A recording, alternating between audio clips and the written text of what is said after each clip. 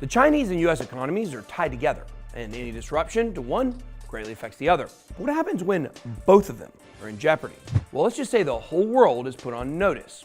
We have a pretty good idea of what's going on here in the US. Our leaders are addicted to printing money, and our money isn't based on anything except the full faith and credit of the US government. Oh goody. But in China, the problem cuts deeper and the motives are sinister.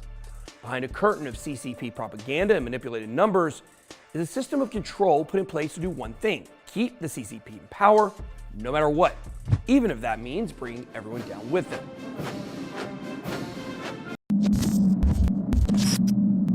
Welcome to BitBoy Crypto. In this video, I'm going to cover how the Chinese economy is poised to take the rest of the world economy down with it. I found critical information that other analysts have overlooked that you need to understand just how big this crash is shaping up to be. All this information is being suppressed by YouTube, and in fact, CCP bots have been brigading any video about the subject, flooding it with dislikes, negative comments, and bogus community standard strikes.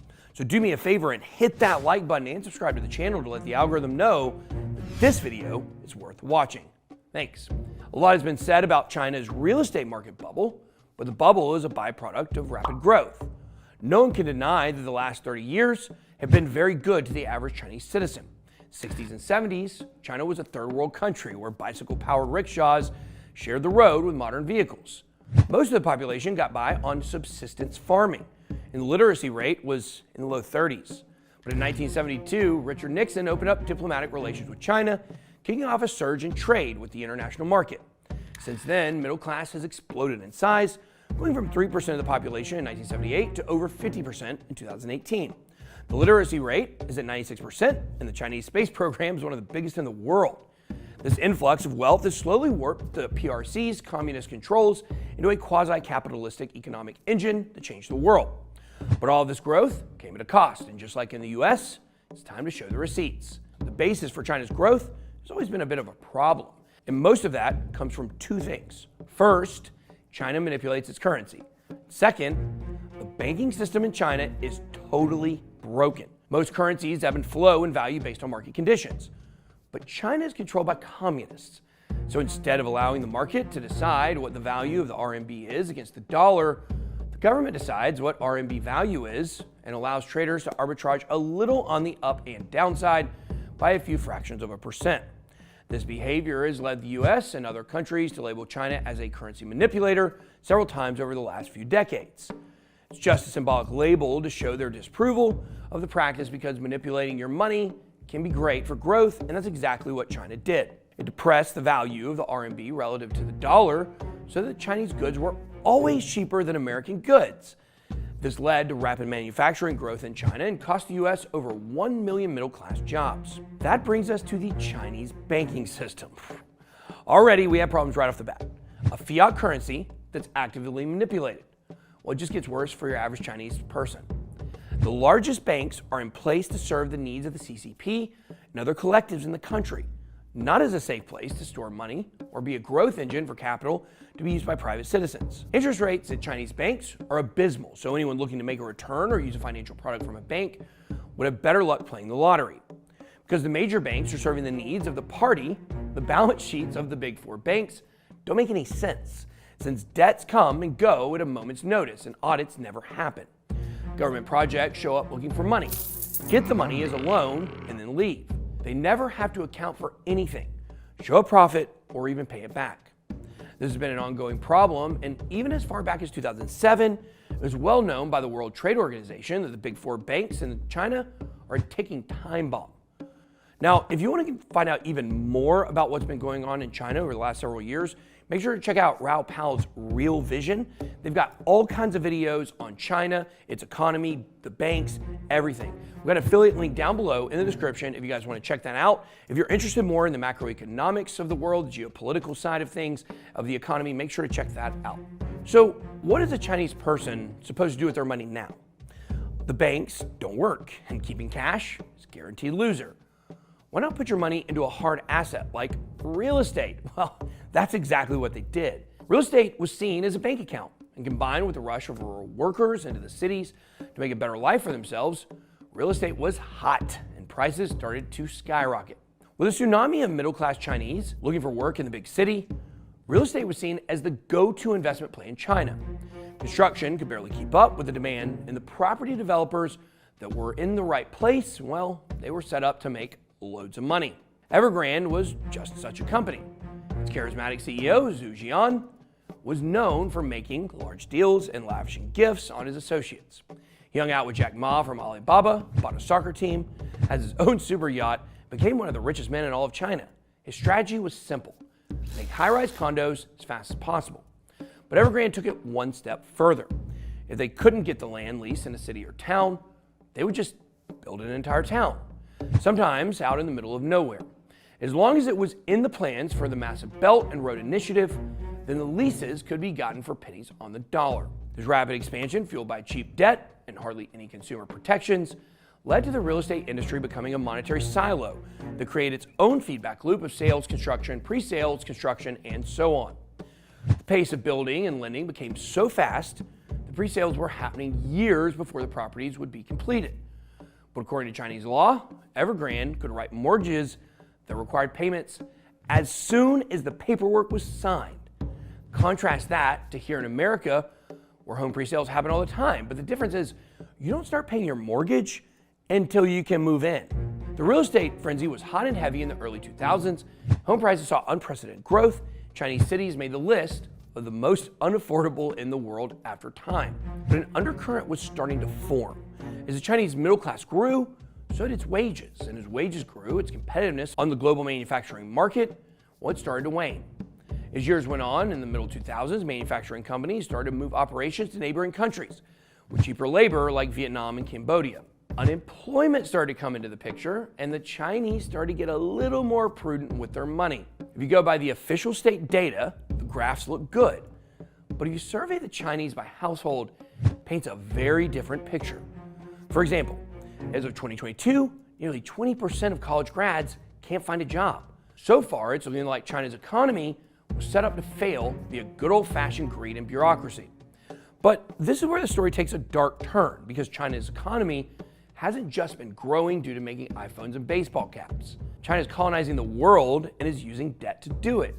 Since the late 90s, China has been handing out loans to emerging economies in the Middle East, Africa, and Southeast Asia. These countries are trying to grow, but don't have access to loans from the IMF because they're considered too risky. That's where China has stepped in with an open checkbook. Normally, government loans have terms that are low interest and are paid back in decades, but Chinese loans are different. The interest rates are up to 400% higher than normal, and the payback terms can be as little as 5 years. To some of those countries, a loan from the CCP is a lifeline to build critical infrastructure to help their people. But the details of many of these loans are where it gets dark. CCP loans often come with enough strings to outfit a symphony. For example, the nation of Laos took a CCP loan that connected their country to China, hoping for increased trade with its neighbor. The $5.8 billion loan dwarfed their budget, but were able to finance their $480 million portion of the loan, with the CCP taking up the rest. But the project is huge, and connecting the two countries via railroad means drilling and blasting through impassable mountains. So the project was immediately hit with delays. The delays affected the Laotian international credit score, and it was downgraded to junk status. But when Laos tried to renegotiate, they found that in the deal, they are fully responsible for the debt, and if a default occurs, the CCP takes control of the railroad and the land. In 2020, when Laos faced insolvency, they were forced to sell off part of their power grid for $600 million to China. Now they're buying power from China off of their own grid. That's the CCP's play. Sell a too-good-to-be-true deal to a developing nation, hide crucial details of the agreement, collect some payments, and late payments. Eventually let the debt default. Take the land, rinse and repeat. You would think these countries would see a pattern forming and wouldn't do business with China anymore, but it's the squeeze that gets the juice. CCP loans aren't done with oversight from any credit agency. It's all off the international books. You can't check the receipts. Finding data on just how much money CCP is floating around is hard to ascertain, but credit monitors say that there could be hundreds of billions of dollars in bad loans. This sort of loan sharking has been happening at a rapid pace, and the high interest rate payments have been a crucial part of keeping China's economy afloat. But every grift has a flaw, and that flaw has been Xi Jinping's obsession with zero COVID. The party response to COVID has been nothing short of dystopian. Entire city populations were locked down, or in some cases welded shut inside their apartments. Transportation was shut down. Anyone refusing quarantine was locked away and never heard from again. Health tracking apps monitored everyone's movements, and medical directives were carried out by force. Since 2020, China has shut down part or all of its economy more than any other country. It's had serious side effects on its trading partners. It's proven to be the crippling body blow to the Chinese financial system CCP has been able to dodge for almost 30 years. In September of 2021, the Financial Times reported Evergrande was using retail money from its mom and pop customers, to fill funding gaps in construction projects and other parts of the business. This was after the PRC implemented the 3 Red Lines law that was meant to curb leverage to financial institutions, but by this time, 14 of the largest banks had violated all 3 of the lines and were banned from adding to their positions. Evergrande was chief among them, had over $310 billion in liabilities. As money started getting sucked out of the system, construction projects started to fall behind so much that a viral mortgage revolt campaign started. Tens of thousands of Chinese boycotted their mortgages and refused to pay until their properties were completed. Even with the CCP stepping up their censorship of the boycott, the campaign caught on and soon became a national movement. This pulled the plug out of Evergrande and popped the real estate bubble. Soon, banks associated with Evergrande and Evergrande itself were freezing funds. A series of bank runs ensued, and even though the PRC did its best to crush the panic, even sending in tanks against its own citizens, the panic hasn't subsided. So the government was forced to give Evergrande an extension on paying its debts for another 6 months. Just kicking the can down the road, but it's giving the CCP enough time to redact any data or deals within the toxic Evergrande debt that could hurt the party. Now the CCP is playing a cat and mouse game of trying to shore up investor confidence, dissolve bad debt without printing money, and salvage the value left in the Chinese real estate market. If the money printer turns on, inflation is going to come on strong. If the debts collapse, millions of Chinese will lose their life savings and the party may collapse. It's all very bad. But why should someone in the US care about this? Well, guess what, Buttercup? You're holding the bag. Our friends at BlackRock, UBS, HSBC, and Ashmore Group have hundreds of billions of dollars in Evergrande debt sitting on their balance sheets and are going to pull GDP down even further with it over the next few months as Evergrande starts restructuring. We are in a debt singularity, a black hole of bad decisions. And that will pull down the rest of the world economy. But as that happens, the smaller countries are going to get defaulted first. Just look at Sri Lanka, total collapse of its government. It is a failed state now. Coincidentally, it owed a lot of money to China. As worldwide debt spiral out of control, it's the CCP who is exposed and is going to be bearing the brunt of that pain. But the instability caused by multiple governments going under is a threat to global peace, and nowhere is that more apparent than Pakistan, who is told by the IMF that they have only a few months until they're insolvent.